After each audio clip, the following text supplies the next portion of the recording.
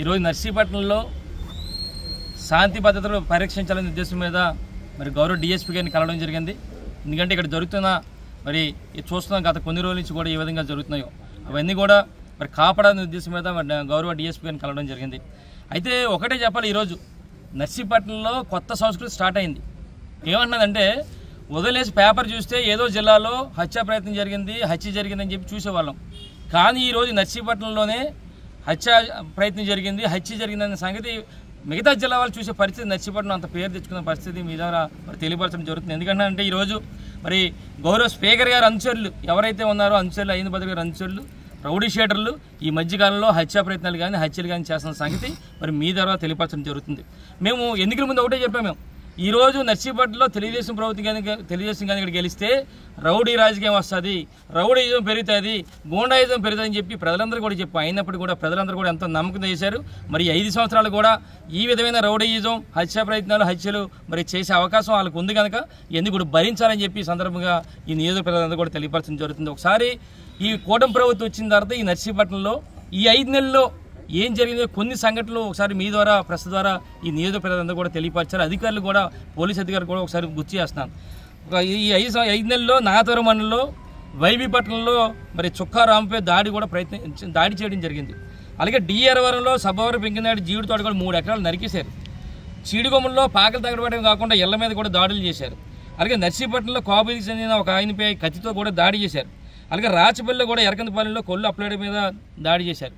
మొన్న చూస్తే ఇసుక దోపిడీ జరుగుతున్న సంగతి తెలుసుకుని మా పార్టీ నాయకులు వెళ్తే అసలైన వదిలేసి మా పార్టీ నాయకుల మీద కేసులు పెట్టారు. మళ్ళొకసారి చూడాలంటే ఈరోజు 4 మండలాల్లో మన నర్సీపట్నంలో టౌన్తో సహా చూస్తే ఒకసారి ఇదే టౌన్లో నర్సీపట్నం టౌన్లో క్రైమ్స్ ఎన్ని ఉన్నాయంటే ఒక్కసారి మీకు చెప్పాలి. సిఆర్ నెంబర్ 167 నుంచి 2024 నుంచి 2027 వరకు సుమారుగా 66 కేసులు క్రైమ్లు ఈరోజు నమోదైనాయి టౌన్లో. అలాగే రూరల్లో సుమారుగా క్రైమ్ నెంబర్ 101 నుంచి 126 వరకు కూడా సుమారుగా 26 క్రైమ్ రిపోర్ట్ అయినాయి. అలాగే మాగారుపాలెంలో 57, గొలిగొండలో 35, నాగతవరంలో 48, కేడిపేటలో 25. అంటే సుమారుగా ఈ 5 నెలల కాలంలో కూటమి ప్రభుత్వం వచ్చిన 257 క్రైమ్స్ మరి ఇక్కడ రకరకాల గొడవలతో నర్సీపట్నంలో మరి రికార్డు స్థాయిలో 5 నెలల్లోనే మరి నమోదైన సంగతి మీ ద్వారా తెలియపరచడం జరుగుతుంది. ఈరోజు చూస్తే ఒకసారి 10 రోజుల క్రితం చూస్తే మా పార్టీ నాయకుడు, మా రాష్ట్ర బీసీ కార్పొరేషన్ డైరెక్టర్, మాజీ డైరెక్టర్ అయిన కర్రీ శ్రీనిపై హత్య ప్రయత్నం చేసిన సంగతి కూడా చూశారు మీరందరూ కూడా. ఏంటంటే సేమ్ చూస్తే ఈయన గతంలో కూడా చెప్పాం, మరి స్పీకర్ అయ్యింది పద్రి గారి రైట్ హ్యాండ్ అని చెప్పుకుంటున్న ఈ పప్పల అప్పలనాయుడు ఈయన మరి హత్యా ప్రయత్నం ఆ రోజు చేసిన సంగతి అందరూ చూసాం. ఈయన తప్పించుకుంటే వెనకాల ఉన్న దాడి రాజు అనే దాని ఆయన్ని మరి కత్తితో మరి దాడి చేయడమే కాకుండా మరి వాళ్ళందరూ కూడా ఎట్టి బస్సులో కేసు లేకుండా ఎవరైతే ఇప్పుడు నిన్న హత్య చేశారో వాళ్ళు ప్రోద్బలంతో వాళ్ళ తాలూకు ఒత్తిడి మేరకు మరి కేసును కూడా పక్కదారి పెట్టించారు. మరి కర్రీ శ్రీని కింద ఉన్న రాజు ఎవరైతే ఉన్నారో రాజు తాలూకు భార్య కంప్లైంట్ ఇచ్చినప్పటికీ కూడా బెదిరిస్తారని చెప్పి ఎక్కడ పట్టించుకోలేని పరిస్థితి.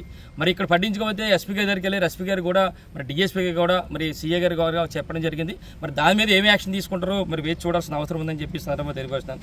ఇక చూస్తే నిన్న ఎంత దారుణం అంటే మొన్న రాత్రి మరి ఎవరైతే బండారు సంతోష్, బండారు మరి కొండబాబు అనే వాళ్ళిద్దరు ఉన్నారో వాళ్ళిద్దరు కూడా బండారు సంతోష్, బండారు కొండబాబు కూడా మరి ఎంత దారుణం అంటే ఎవరైతే సర్వసిద్ధి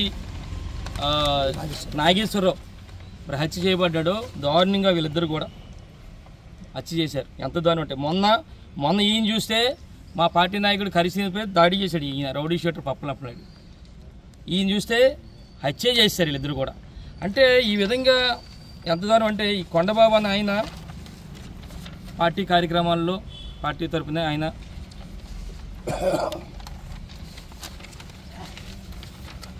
అలాగే పార్టీ తరఫున ఓట్లు అడుగుతూ అది అంటే ఈ యాక్టివ్ పర్సన్ మరి చాలా ముఖ్య అందించుడు ఎవరు అయినపల్లి స్పీకర్ గారికి ముఖ్య అంతుడి అని కూడా. అయితే మేము ఒకటే కోరుతున్నాం, ఈరోజు ఎంత దారుణం అంటే సర్వసిద్ధి నాగేశ్వరరావు ఆయన మరి ఎక్కడి నుంచో వచ్చి ఇక్కడికి చూసుకుంటూ కొన్ని సంవత్సరాల నుంచి కూడా ఏదో బతికి తెరుపు ఇక్కడికి వచ్చి చేస్తున్నాడు. ఆయన్ని అన్యాయంగా చాలా దారుణంగా మరి ఈరోజు మరి చంపేసిన సంగతి అందరం కూడా చూసాం. అందుకనే ఒకసారి ఈరోజు మేము ఒక డిమాండ్ చేస్తున్నాం. ఈరోజు స్పీకర్ అయ్యన్న పత్రిక ఒకటే డిమాండ్ చేస్తున్నాం, ఏదైతే మీ అనుచరులు ఉన్నారో, ఏదైతే మీ లెఫ్ట్ హ్యాండ్ రైట్ హ్యాండ్ అని చెప్పుకుంటూ తిరుగుతూ మరి ఈ విధంగా హత్యా ప్రయత్నాలు చేస్తున్నారో అందరూ కూడా కట్టడి చేయాలి. మీరు ఒక్కసారి ఏదైతే అన్యాయం జరిగిందో ఆ కుటుంబాన్ని ఆదుకోవాలని చెప్పి ఈ సందర్భంగా డిమాండ్ చేస్తున్న స్పీకర్ అయ్యింది పత్రిక గారిని. ఎందుకంటే వాళ్ళకి ఎవరైతే చనిపోయారో సర్వీస్ నాగేశ్వరరావుకి ఒక చిన్న బాబు పాప కూడా 3 సంవత్సరాల పాప కూడా ఉందని చెప్పి చెప్పడం జరుగుతుంది. తల్లిదండ్రులు కూడా అనాథలైపోయే పరిస్థితి. కాబట్టి మరి ఏదైతే హత్య జరిగిందో మరి హత్య కాబడ్డాడో ఆయన తాలూకా కుటుంబాన్ని ఆర్థిక పరంగా ఆదుకోవాలి. ఎవరైతే పాప వాళ్ళ భార్య ఉందో ఉపాధి కూడా కల్పించాలని చెప్పి మీ ద్వారా మరి స్పీకర్ అయ్యింది పత్రిక గారిని డిమాండ్ చేయడం జరుగుతుంది. మరి ఈరోజు చూస్తే అసెంబ్లీలో మరి శాంతి భద్రతల గురించి ఇంతమంది చూసాం. మరి చాలా చర్చ జరుగుతుంది. మరి స్వయంగా స్పీకర్ గారి నియోజకవర్గంలో శాంతి లేదు, భద్రత లేదు కనుక దయచేసి పోలీసు వారు దీని మీద మరి సరైన చర్యలు తీసుకోవాలని చెప్పి ఈ సందర్భంగా తెలియపరుస్తున్నాం. మరి ముఖ్యంగా మరి ఈరోజు ఇక్కడ ఉన్న డిఎస్పీ గారిని కోరుతున్నాం. అలాగే మరి మెయిన్ ముఖ్యంగా టౌన్ సిఐ గారిని కూడా కోరుతున్నాం ఈరోజు. ఎందుకంటే మరి వేలాది మందిగా ఉన్న నర్సీపట్నం మున్సిపాలిటీలో మరి ఇక్కడే గొడవలు ఎక్కువ జరుగుతున్నాయి కనుక ముఖ్యంగా ఈ గొడవల కారణం ఏంటంటే మరి వైన్ షాపుల దగ్గర ఉన్న మందు తాగి ఆకతాయిలందరూ కూడా గొడవలు చేస్తున్నారు. ఏంటంటే ఈరోజు నర్సీపట్నం పరిస్థితి ఏంటంటే సూర్యోదయానికి ముందే వైన్ షాపులు తీసేస్తున్నారు. రాత్రి 12 అయినా 1 గంట అయినా సరే కట్టలేని పరిస్థితి. కాబట్టి ఇక టౌన్ సిఐ గారు దీని మీద బుర్రబెట్టి మరి ఎట్టి బస్సులు కూడా ఎక్కడ కూడా ఎప్పటికప్పుడు గస్తీలు ఏర్పాటు చేసి ఎక్కడ కూడా మందు తాగకుండా మరి అన్నీ కూడా బంద్ చేయాలని చెప్పి మరి మీ ద్వారా మరి సిఐ గారిని డిఎస్పీ గారిని కోరుతాను. మరి ఎట్టి బస్సులు కూడా ఇలాంటి మరి డిఎస్పీ గారిని చివరిగా కోరేది ఏంటంటే ఎట్టి బస్సులు కూడా ఇలాంటి ఆగడాలు ఆపాలి. ఇప్పటికైనా సరే శాంతి భద్రతలను పరిరక్షించాలని చెప్పి మీ ద్వారా డిమాండ్ చేస్తూ నమస్కారాలు తెలుపుకున్నాను.